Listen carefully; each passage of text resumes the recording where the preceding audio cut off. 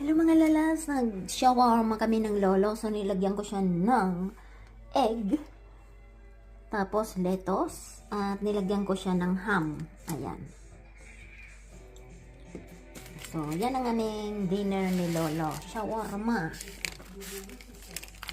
Itong guys. So ito guys, nilagay ko na yan dyan. Ayan, meron yung ham, meron yan egg na pinirito. Ayan. Tapos nilagyan ko siya ng mayonnaise, ang sauce ko.